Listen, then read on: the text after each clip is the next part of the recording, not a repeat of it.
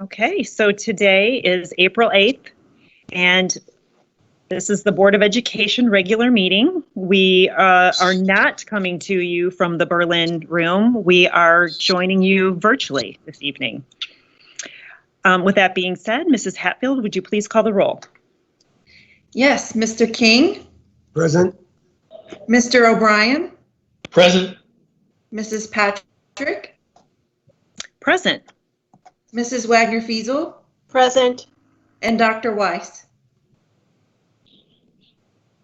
She might be on mute.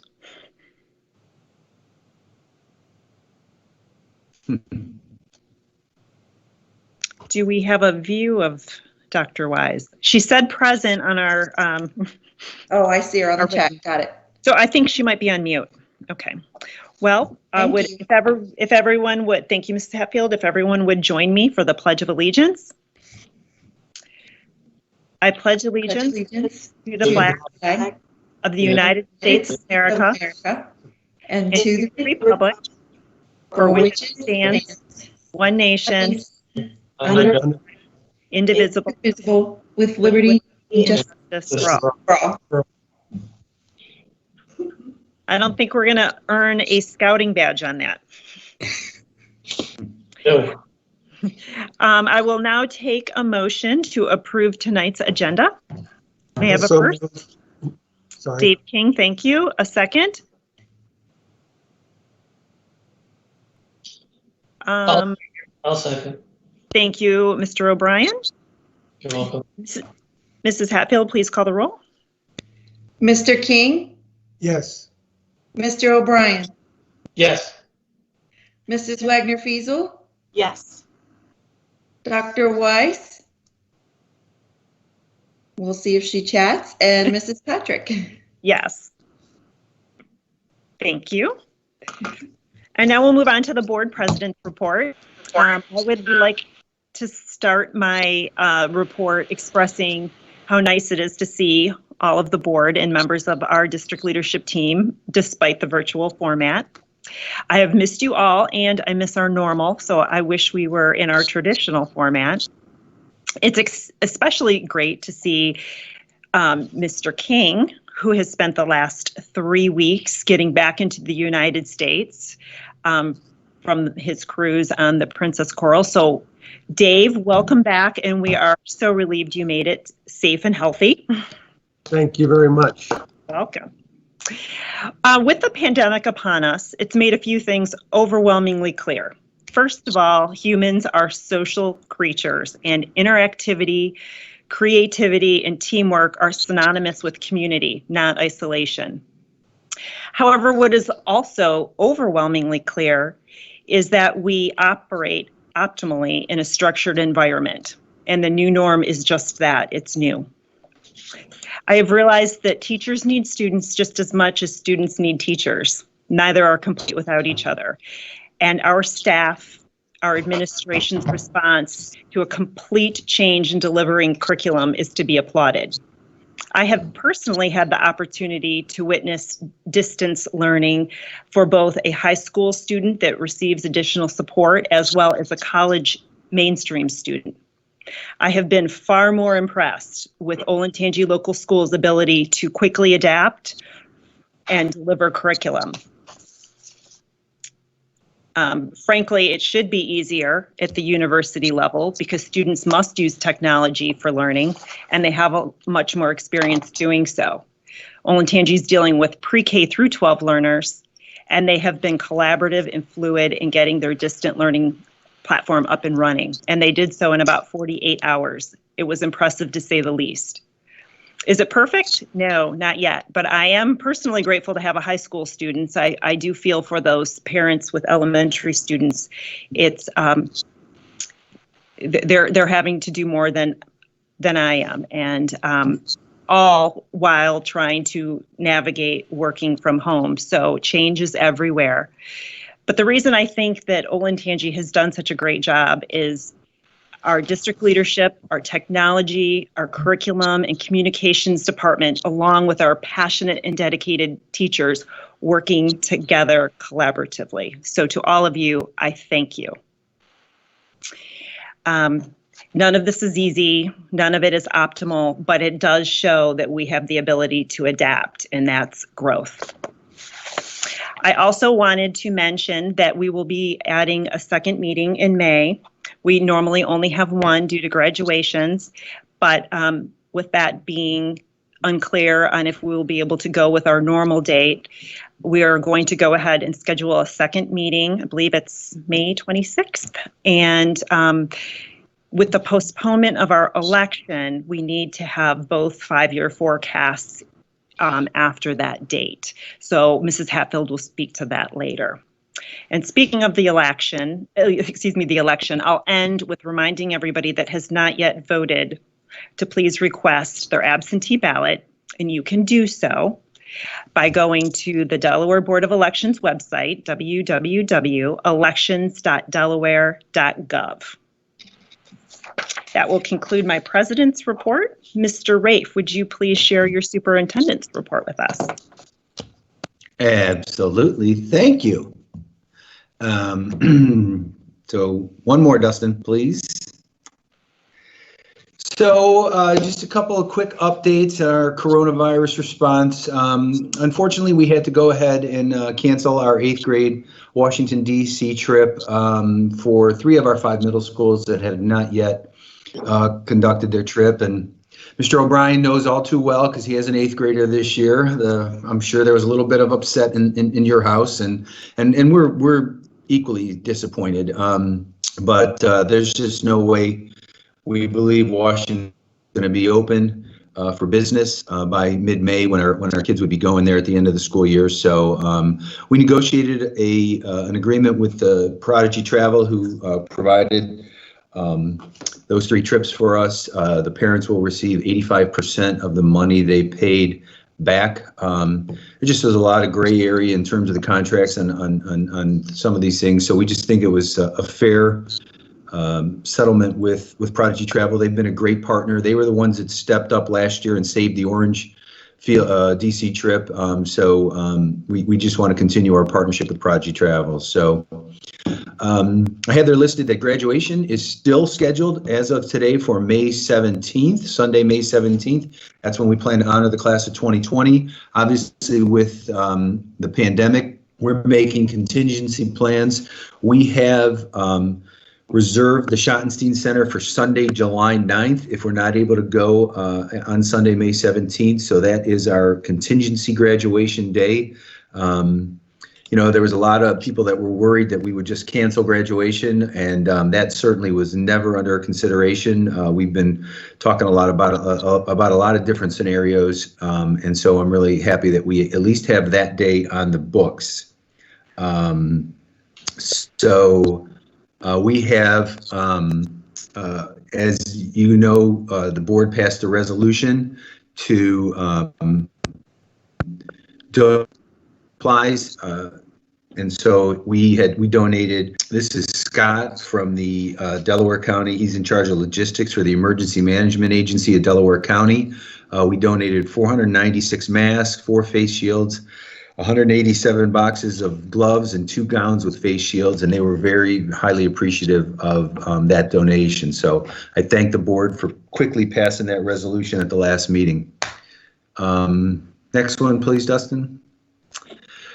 Food service has just been killing it. They really have stepped up big to serve our families. As you know, we did transition to a once-a-week distribution. So on April 6th, we packaged a total of 10,350 meals. 989 people picked those up, and then our bus drivers delivered them to 46 homes individually for kids who weren't able to come and pick them up. They're now packaging them in order to minimize exposure for our staff. We're packaging them breakfast and lunch for 5 days. So it's a lot of non-perishable things that are going in there. But I did see a picture on social media, and 5 days worth of food at 2 meals is quite a bit of food people are picking up. So we're really proud to be able to continue to do that.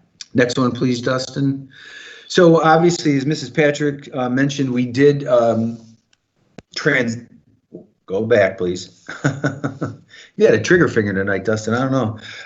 We did, I think, do a great job. I give Dr. Fetty and his team with curriculum and all of our Randy Wright and the principals a lot of credit to quickly transition us to this remote learning or distance learning environments. I think our teachers have embraced these circumstances and will strive for high quality learning experiences for our students. You see there on the screen that these were the 6 expectations that we sent to our staff. I think it's really important because parents are working from home and also now being, kind of a classroom manager that we keep workloads manageable. There are people going to believe that what we're sending is too much. There's going to be people who believe what we're sending isn't enough, but we're trying to strike a healthy balance. We have instructed staff to share assignments and videos by 9 a.m. Daily, and then communicate regularly, interact with their students as much as possible, and then to continually to monitor student learning closely. We did send a message to parents, and we think it's really important for parents to understand our expectations, and that is, first and foremost, just be parents. You're not expected to be the teacher. We said maybe the classroom manager a little bit, and it's interesting. A teacher I know pretty well got a message from a parent who said, I'm having a lot of difficulty getting the child to sit down and do their work. And her response was, I know. So, but they just have to, really, if they're having challenges, they've got to maintain that constant contact with their teacher because the teachers are really poised to be there to help them. And, we said in our letter to them, leave the small things behind and focus on what's truly important. And so, we're still working on our grading expectations and what we'll end up with for letter grades. And from that standpoint, I think it's really important that, we're going to do everything possible to hold people harmless in this situation. We still have expectations that they continue to make effort and learn, but we're going to do everything possible to hold harmless the impact on student grades. And I did want to make sure I mentioned the technology team has been instrumental in Rob Sexton and his team have been just phenomenal in terms of getting us ready and helping support everybody in this new environment we have. Dustin, would you go one more ahead? The academic team and curriculum team really has worked hard to support our teaching staff. All of our staff members are on Teams, which is what we're doing this board meeting on here right now. They put together distance learning webinars. They put a lot of create the instructional tech team and curriculum, and they're just being accessed all throughout the district by our teachers. And again, as you guys know, we dedicate a lot of resources to professional development, and I think having that backbone available really is what enabled to launch this distance learning platform. So one more, Dustin. So you see here the Teams usage by our staff, 2,600 messages posted, 3,900 responses just since March 12th. So it's really, the staff has just really embraced this challenge, and I can't highlight enough the work they've done. And I can tell you, again, knowing firsthand, living with a teacher, there isn't any place that she'd rather be, and that's in front of her students. But she has said a number of times, this is a lot harder than showing up at school every day. She feels like she's working a lot harder at this, and some of it's, I think, the newness of it, but our staff is really putting in a lot of effort to make sure we're still delivering a high quality educational experience. So next one, Dustin. I just want to highlight one action item.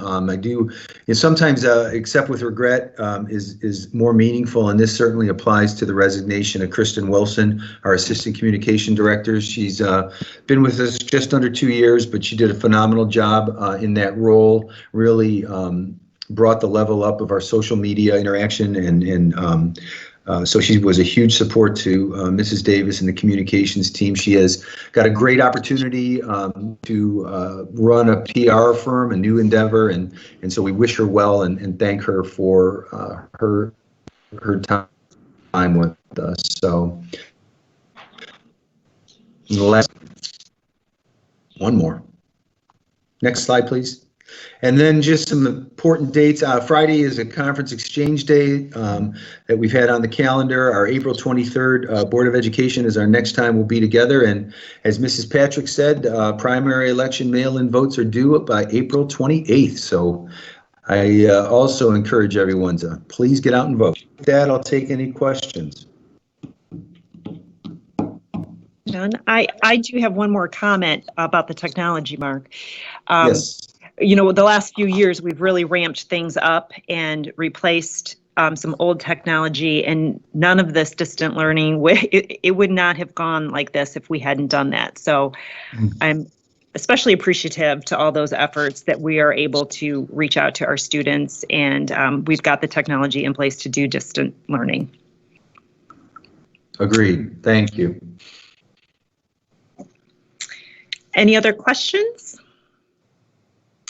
Okay, then if we will move on to Mrs. Hatfield's treasurer report. All right, thank you. This is Emily Hatfield for the record, and we're going to walk through a couple of items in terms of the treasurer's report. Not a lot on the agenda, as you can see from our department at this time. We will be bringing forward our financial statements and some other records for approval at our next meeting. In terms of updates and what we're working on as a department, of course, we have transitioned everybody to remote access. With that remote access, we're making sure that our staff is using the virtual private network, or VPN, into the records so that they are still operating in a secure manner and are able to keep records protected as much as possible. We are also continuing to work through building and department budgets at this time. Those building and department budgets roll up into the May forecast update. The economic impact of COVID-19 closures, along with some regulatory impact from House Bill 197, have added to the delays in compiling that forecast.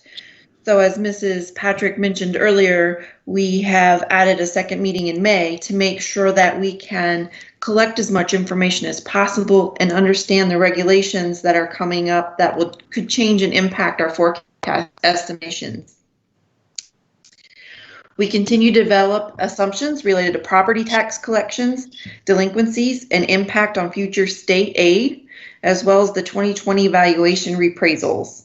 Assumptions for personnel and benefits are also impacted as we take a look at our substitutes and overtime and extra time expenditures, as well as the field trip driving that our bus drivers would have done had we been open.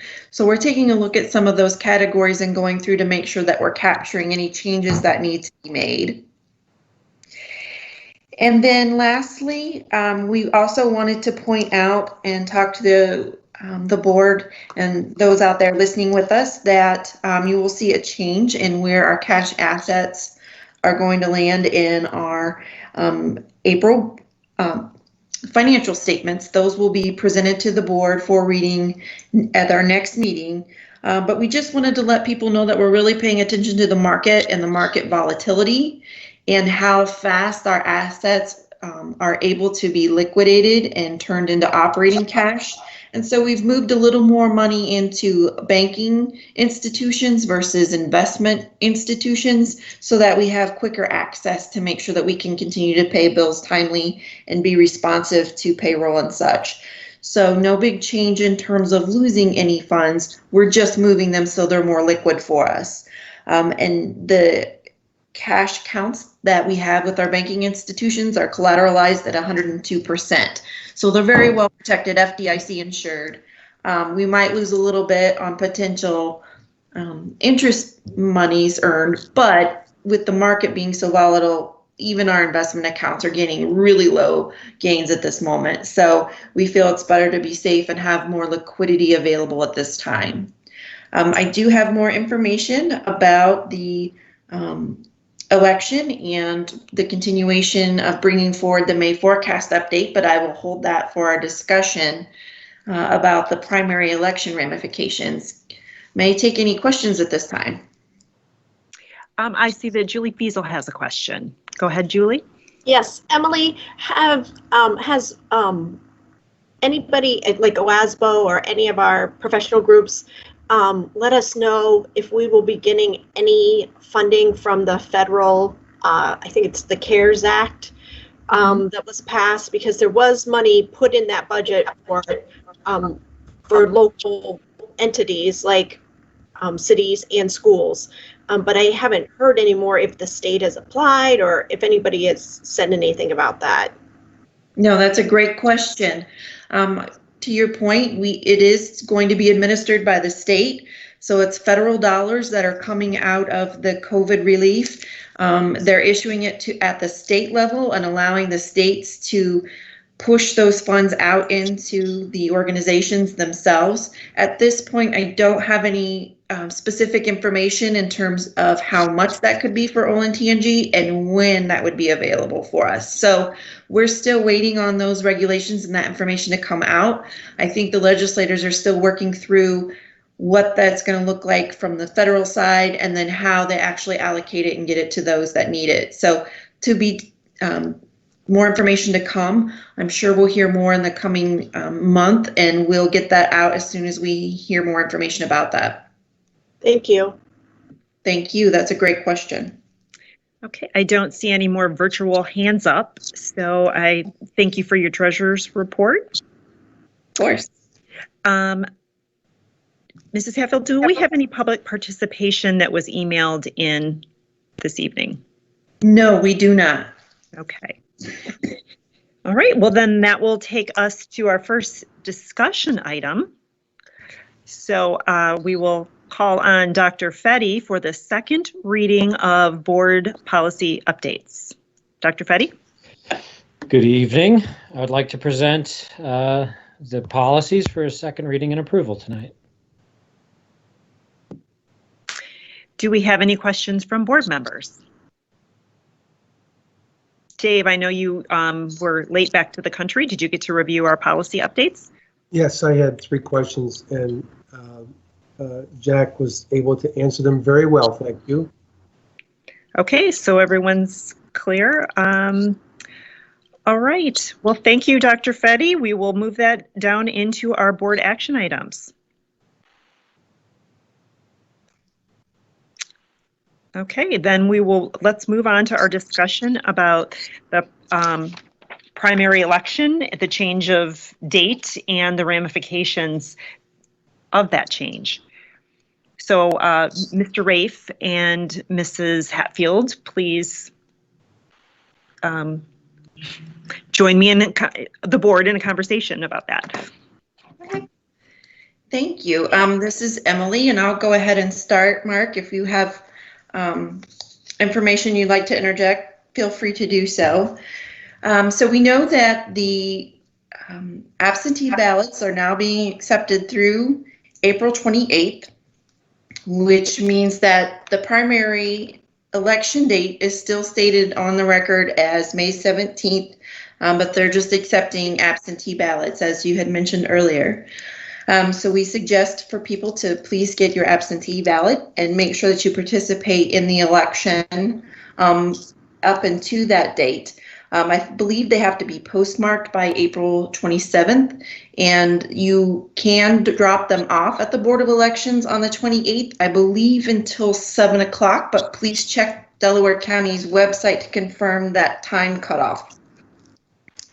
So this presents a lot of challenges, not having the results of our levy when we're talking about our 5-year forecast. We're not sure what the outcome of that might be. And then also, in addition to that, we are looking at, as I stated earlier, some of those other costs that are associated with things being closed, looking at the economic impact of the state not collecting sales tax, not having as much revenue coming in. And so we're working through those assumptions. But as far as the election goes, the Board of Election can start counting the votes on the 11th day through the 15th day of the close of election. They have no later than the 21st post-election date to certify the vote. And then post-certification, there is a 15-day window that someone could come forward and contest the results of that vote. So the timeline could be up to 40 days. It doesn't mean that it'll take 40 days for results to be available. It just means per regulations that are in place, it could take that long. It's really up to the Board of Elections and their processing as to how long that will take. I believe the last update we had in terms of any kind of lawsuits about the election, that those had been turned down or waived. So as far as I know to date, there's not any pending litigation against the election at this time. So the other things that we are looking at with that is asking the Board of Education if there will be any changes in filing the May forecast. If we go a full 40 days before the results of the election are known, that could take us into June, around June 8th. And the 5-year forecast as it stands right now is required to be filed with the Ohio Department of Education May 30th. Or 31st. So we have asked if there will be an extension to that filing, but we don't have an answer to that at this time.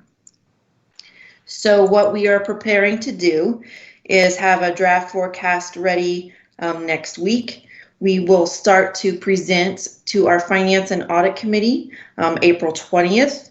We will have a public meeting.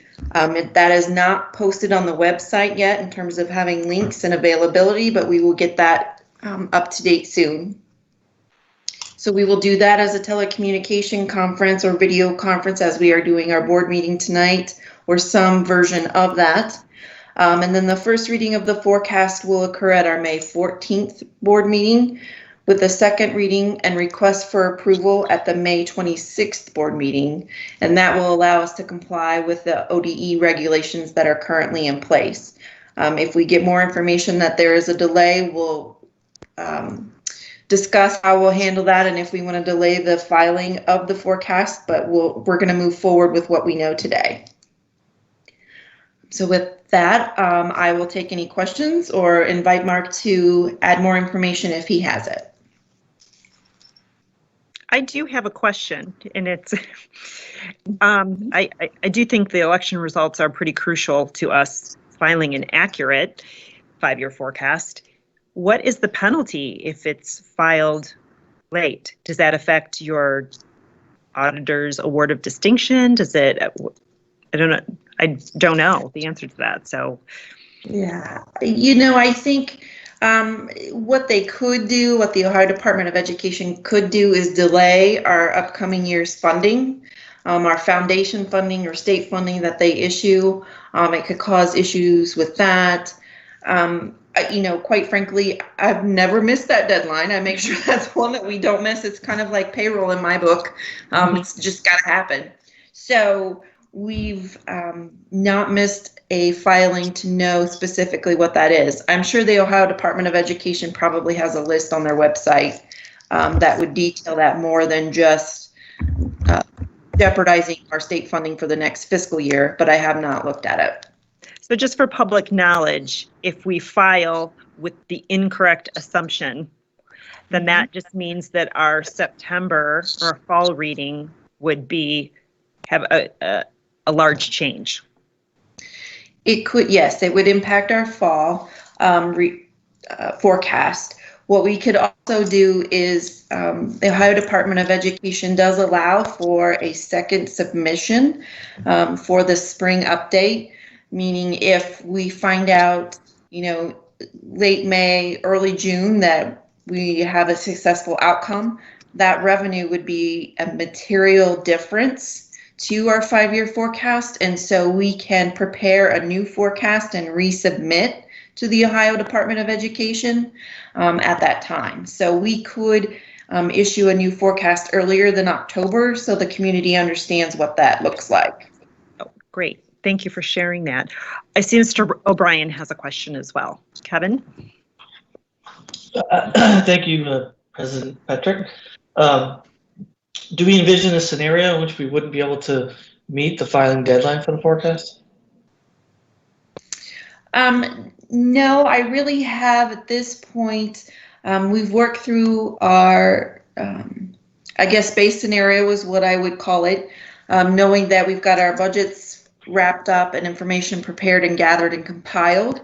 At this time, I would recommend that we file that to make our requirements and then put a second submission to the Ohio Department of Education if there are material changes. So we will make sure that we meet all deadlines requirements and then make changes if new information causes us to do so. Thank you. You're welcome. Mrs. Fiesel also has a question. Julie? Yes. I mean, speaking as a board member, I don't know that I can make any decisions without knowing what the levy result is. You know, so I don't know that we're going to be able to make any decisions if we file a 5-year forecast before we know the levy results. Right, because we know, I mean, and we've talked about this as we've walked through our town hall meetings, et cetera, and coffee chats in preparation for the election, that we have a deficit spending situation next year that was about $15 million based on the October forecast. Looking at the draft that we have before us now, we are in about a $13 million deficit right now.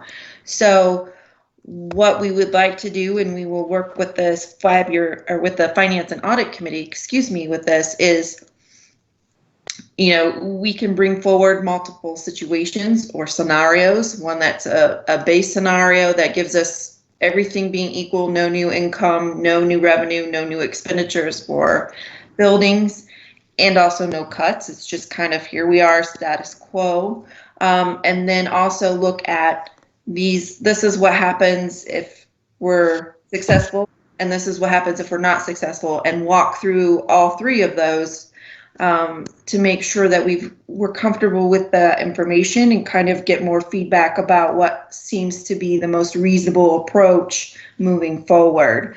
I know our Finance and Audit Committee has been very helpful with that as we walk through our planning for the levy and talking through those timelines. What are board expectations? How do we set up our community and our finance reporting in the best, most responsible way available? So we'll have more conversation about that and take a look at that. And of course, as drafts are available, the board will have access to those drafts just as the committee does. And we're open for comment.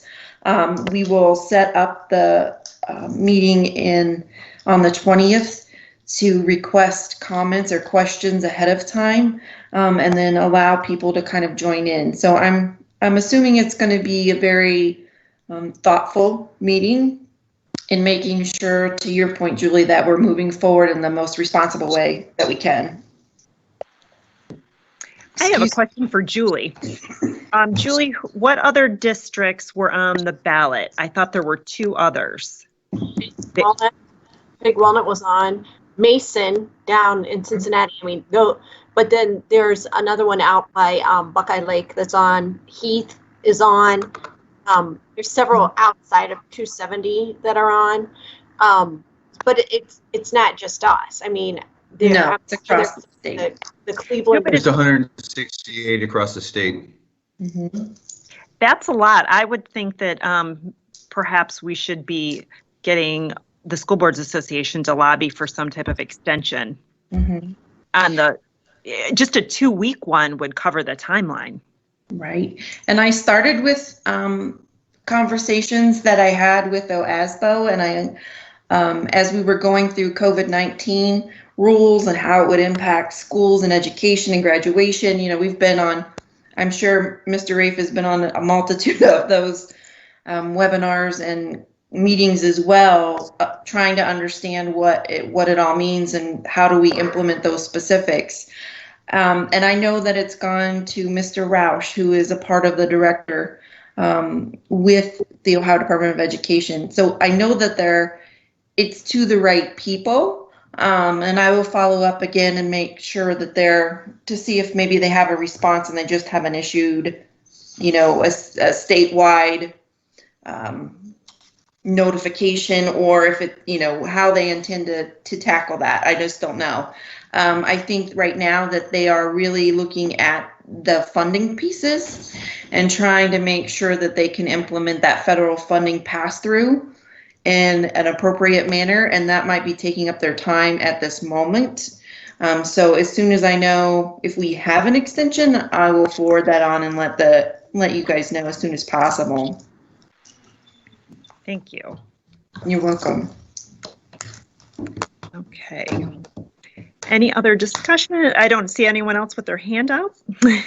So we will, I'll ask Mr. Rafe to go into our third discussion item about an emergency power resolution. Mr. Rafe.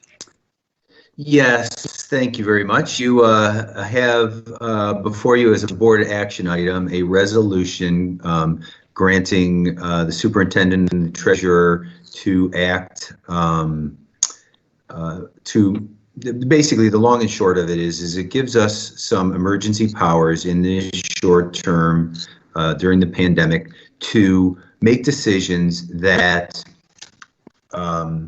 may be contrary to current board policy.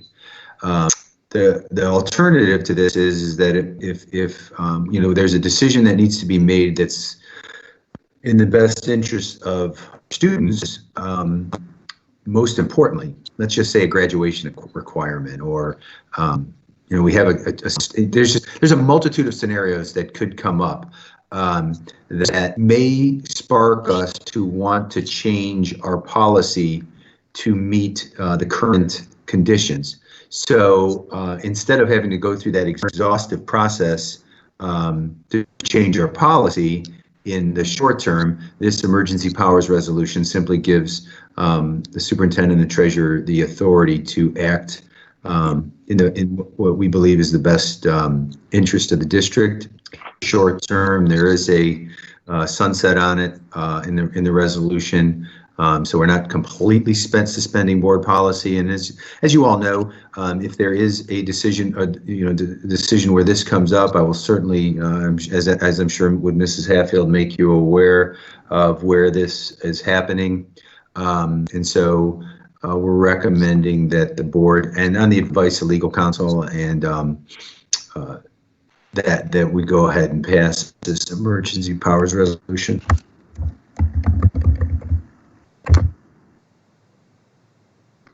Questions?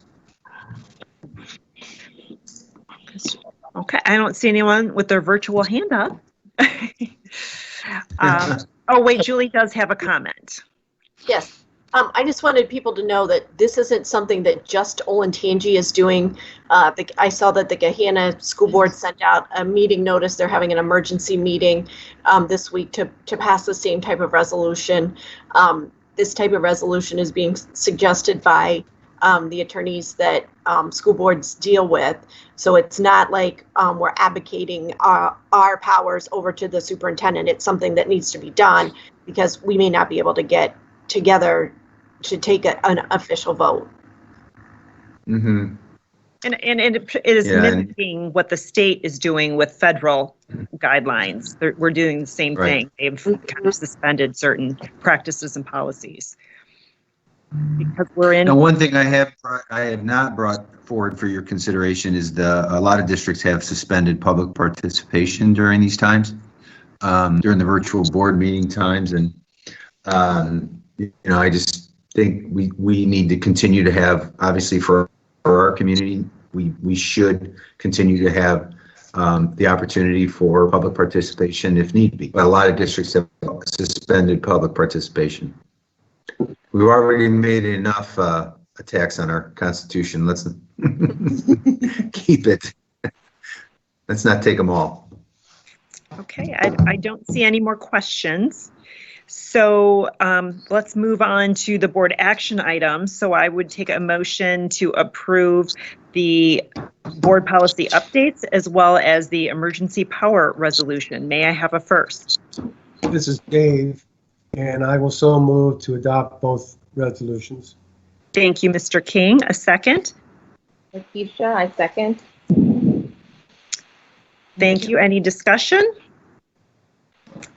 Okay, Mrs. Hatfield, please call the roll. Absolutely. Mr. King, Yes. Dr. Weiss, Yes. Mr. O'Brien, Yes. Mrs. Wagner-Fiesel, Yes. and Mrs. Patrick. Yes. Thank you. Mr. Rafe, would you please present your superintendent action items? Yes, ma'am. I'd like to present superintendent action items A through C for approval. May I have a first? This is Dave again, and yes, I will make a motion to accept those items. Thank you, Mr. King. A second? I second. This is Lakeisha. Dr. Wise, thank you. Mrs. Hatfield, please call the roll. Mr. King, Yes.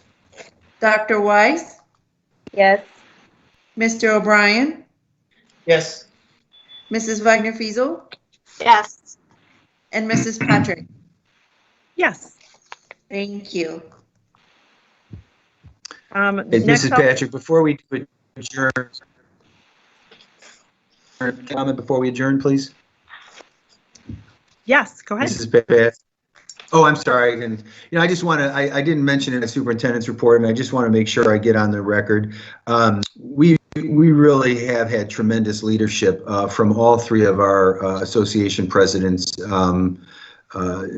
John McDonald and Kevin Vangeloff and Elaine Eddy, have worked hand in hand with our leadership team, ensuring the smooth operation of the district. It just, again, it speaks volumes to with the special partnerships we have. I've heard some horror stories from other districts that don't have those types of relationships, and those three individuals are going above and beyond to continually offer their serve and to help make this crazy time as smooth as possible. So I meant to mention them personally, but it's one of those things that you can't. I wish we had more time, because there's just so many people stepping up. Sent out a message today. Hopefully, it is really inspirational what's going on, and we are going to get through this and be in a better time soon. Well, we are all looking forward to going back to normal. I think everybody's got a new appreciation. Even my son that does not enjoy going to school really misses school. So we're all looking forward to going back to normal. Sure. And I think we'll all be that much more technical after this. So. Yeah. Okay. May I have a motion to adjourn? I will make that motion to adjourn, please. Thank you, Mr. King. A second? I second. Was that Dr. Wise? Yes. Okay. Mrs. Hatfield, please call the roll. Mr. King, Yes. Dr. Weiss, Yes. Mr. O'Brien, Yes. Mrs. Wagner-Fiesel, Yes. and Mrs. Patrick. Yes. Thank you. So we will adjourn to come back April. Okay, all the dates mean nothing to me right now. I'm thinking it's 26th, 8th. I don't know. 3rd? 23rd. I have to be looking at a calendar because none of it's all the same. Weekends, weekdays. So thank you, everybody, for joining us on this new platform. I appreciate it, and I look forward to seeing you all soon. Thank Well you, done. everybody. Yeah. Good Thank night. you. Good night. Good night.